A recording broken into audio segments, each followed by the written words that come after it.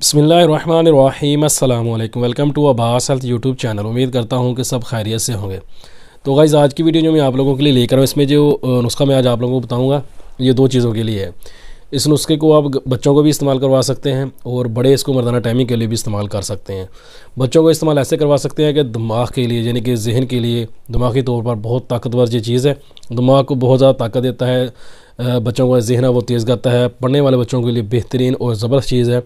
और वो औरतें भी इसको इस्तेमाल कर सकती हैं जो डिलीवरी के बाद हम लोग अक्सर घरों में जो है वो पंजीरी वगैरह जो बनाते हैं, तो वो भी इसको जो है वो पंजीरी के तौर पर इसको जो है वो यूज़ कर सकते हैं। इसमें जो चीज़ें इस्तेमाल होंगी वो सारी ताकत वाली होंगी।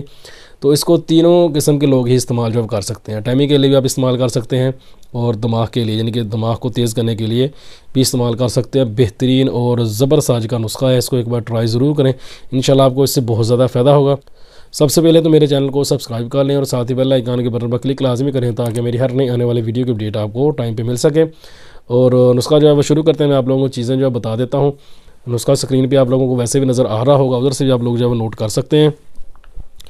आप लोगों ने करना क्या है कि मगज़ बादाम आप लोगों ने जो लेना है 250 ग्राम, चलगोज़ा जो है वो लेना है अपने, उसका भी मगज़ निकाल के, यानी कि उसका भी जो अंदर का बीज है, ये वज़न मैं उन चीज़ों का बता रहा हूँ।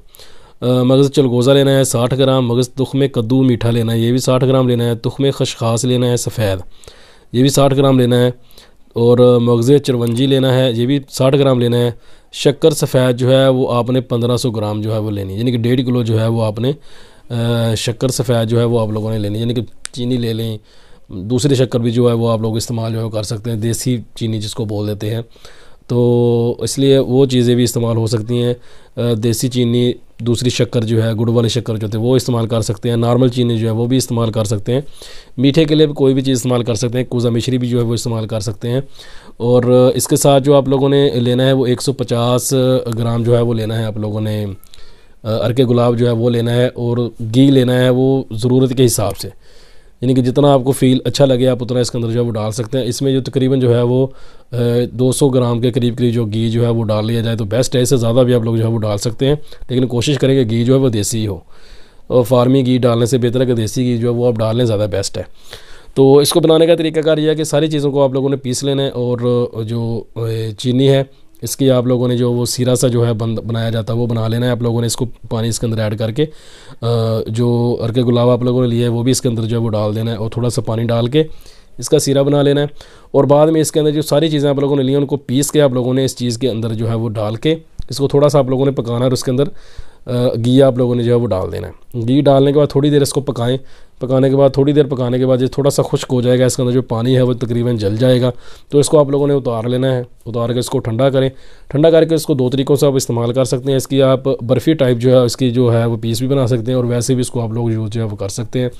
तो इसको एक बार ट्राई ज़रूर करें, इंशाल्लाह आपको इससे बहुत ज़्यादा फ़ायदा हो। ख़ास तौर पर बच्चों को देने के लिए बेहतरीन और ज़बरदस्त ये चीज़ है।